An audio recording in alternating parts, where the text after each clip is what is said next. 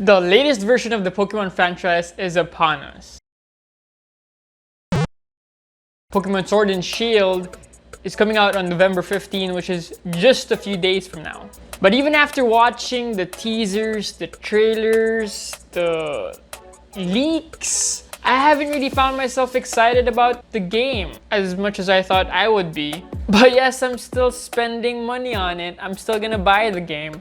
As much as I want to explore the Galar region, something's missing, something's lacking. It's not the console version of Pokemon that we're expecting. I'm not exactly sure if Game Freak listens to their fans or the people playing their games with regards with what they want, what I want in the games that they're creating.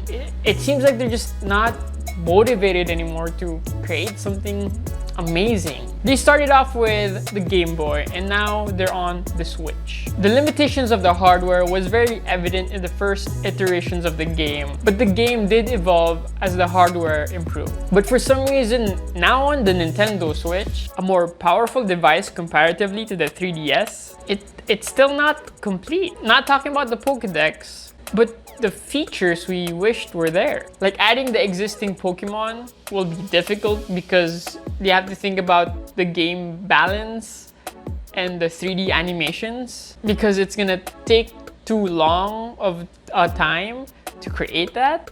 Like, what the f?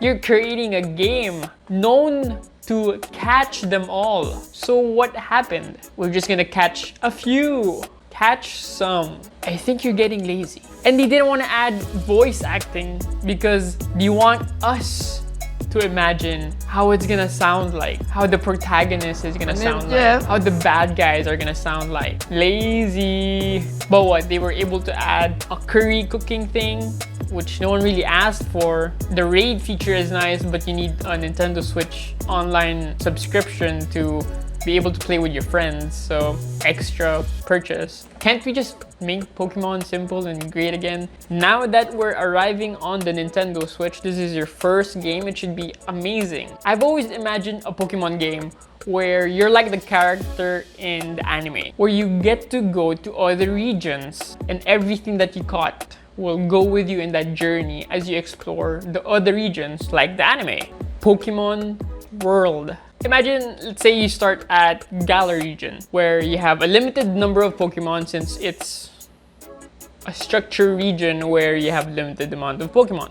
You explore that, you catch all the Pokemon that you can get, battle, and be the champion. After that, why don't we add a DLC, that you can purchase for probably $20, like the Breath of the Wild DLCs. This DLC is a future region on the Pokemon world. I can imagine Game Freak adding their previous regions like Kanto, and they can add it slowly through a DLC so they don't have an excuse of it's gonna take too much time to balance it out. And in this DLC is another full game, but you have your existing Pokemon that you can carry with you as if you're in the anime, where you explore it, have a new adventure, have a new challenge, and probably become a champion there as well. Easy, right? And then you have another DLC. Then you test your skills again in that other DLC, but you still keep your Pokemon. Since you're now in a nice system called the Nintendo Switch, it's a console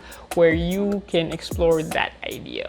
Game Freak. This is somewhat how the games are right now, I have to admit, but you have to buy a full price game and add your Pokemon through Pokemon Bank. But they're cutting the corners right now with the Nintendo Switch, where not everyone's available because it's gonna take too long. Other excuses. And I think this would be like a first. You can carry out your progress to another game, and at least the game will know that you've been playing this game for a long time, since you were 10 years old. So you don't need the instructions how to catch a Pokemon or the type advantages in Pokemon World. I wish. Anyway, which game are you getting? The Pokemon Shield or the Pokemon Sword?